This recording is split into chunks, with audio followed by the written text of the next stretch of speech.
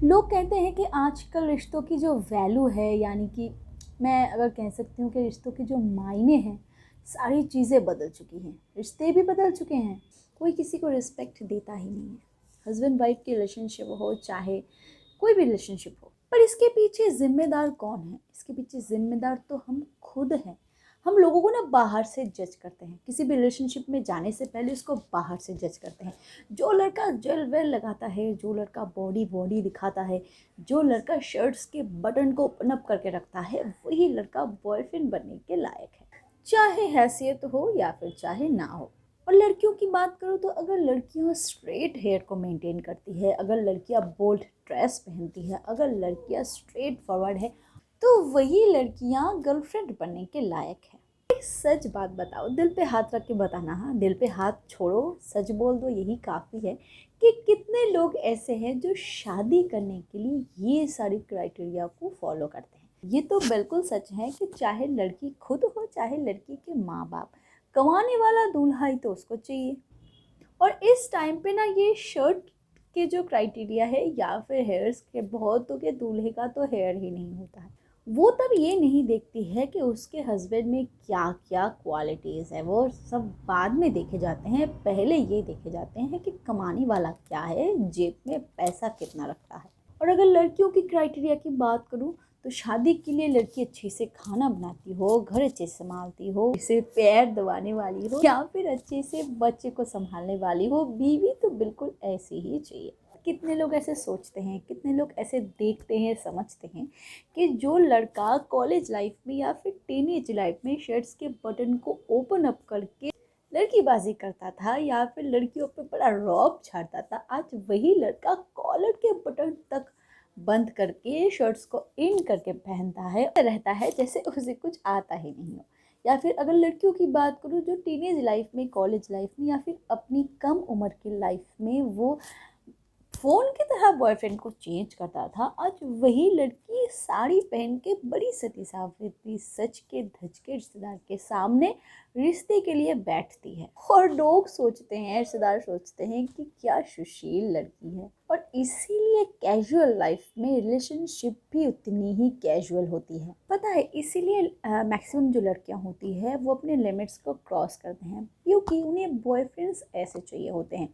पर जो जेन्युइन बंदे होते हैं ना, जेन्युइन का मतलब है जिनका लाइफ फोकस कुछ और ही होता है, एम कुछ और होता है, गोल्स कुछ और होते हैं, सिर्फ लड़की पटाना उनका गोल नहीं होता, वो ऐसे चीज़ों पे बहुत कम ही ध्यान देते हैं। और ऐसे इंसान के साथ रिलेशनशिप में आने से उनकी लाइफ, एक लड़की की लाइफ शायद सिक्योर हो जाती है। पर लड़कियां तो ऐसे लड़के को पसंद नहीं करती उस एज में, क्योंकि लड़कियों को ऐसे लड़के पसंद ही नहीं आते हैं उस एज में जो लड़के शर्ट्स को खुला छोड़ देते हो, या फिर बिना मैचिंग के ड्रेस पहनते हो, या फिर परफ्यूम बहुत अच्छा ना लगाते हो। कॉलेज में आती थी सिर्फ अपने बॉयफ्रेंड से मिलने या फिर अपने गर्लफ्रेंड से मिलने।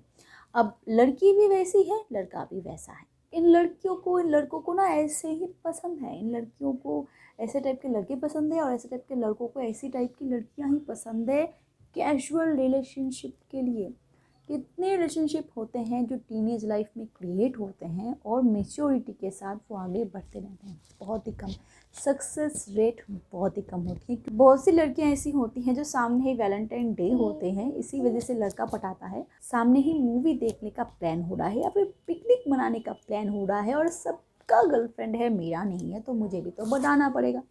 इसीलिए पटाने के चक्कर में घूमते रहते और किसी को भी पटा लेते हैं। अब सोचो, एक दिन में आपने जिसको पटा लिया, एक दिन लगेगा उसको आपको छोड़ने में। ये तो नेचुरल है और कॉमन। आज के डेट में ना रिश्तों की वैल्यू क्या है मुझे पता नहीं है, पर लोग बहुत ज़्यादा ही अवेलेबल हो चुके हैं। मैंने अपने पर्सनल लाइफ में एक चीज़ बहुत देखी है कि लोग ना बनावटी पे बहुत ही ज़्यादा फोकस करते हैं और इसी वजह से वो जेन्युइन को छोड़ के ऐसे लोगों के साथ रिलेशनशिप में आ जाते हैं जो उन्हें वैल्यू नहीं देते हैं, जो उन्हें टाइम नहीं देते हैं। टाइम तो छोड़ ही दो, वो यही नहीं समझते हैं कि मैं किसी रिलेशनशिप में हूँ।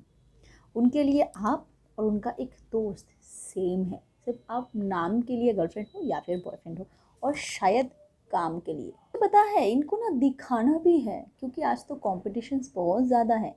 किसके कितने गर्लफ्रेंड्स बने या फिर किसके कितने बॉयफ्रेंड्स बने, ये भी आजकल स्कोर लिस्ट में आती है। पर सच बताऊँ ना, कॉलेज में जाने वाला वो लाइब्रेरी का जो बॉय था या फिर जो गर्ल था, उसको इन सब चीज़ों में बहुत ही कम फ़र्क पड़ता है या फिर पड़ती है।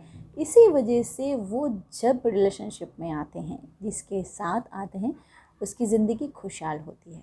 और एक आखिरी बात कहना चाहूँगी कि बहुत सारे ऐसे व्यूअर्स हैं मेरे जो मुझसे रिक्वेस्ट किए थे कि प्लीज़ मैम आप अपने हस्बैंड को ज़रूर मिलाना। तो मैंने एक वीडियो में उनसे मिलाया भी था। बहुत सारे व्यूअर्स मुझसे ये कमेंट किए थे, अरे इनका हस्बैंड तो काला निकला, अरे लंगूर को अंगूर मिल गया, पता नहीं कितने सारे कमेंट्स उन लोगों ने पास किए थे। मैं कभी बुरा नहीं मानी हूँ और ये गलत भी नहीं है। मेरा हस्बैंड सच में डार्क कम्प्लेक्शन का है और सच में शायद मुझसे थोड़े दिखने में थोड़े ख़राब हैं, ये आई एग्री, मैं मानती हूँ। पर क्या है ना, इंसान बहुत अच्छे हैं और शायद इसी वजह से मैं यहाँ पे हूँ, इसी वजह से, और शायद इसी वजह से मैंने बैड रिलेशनशिप को नहीं चुना और एक गुड रिलेशनशिप में आई हूँ, थोड़ा सक्सेसफुल हूँ।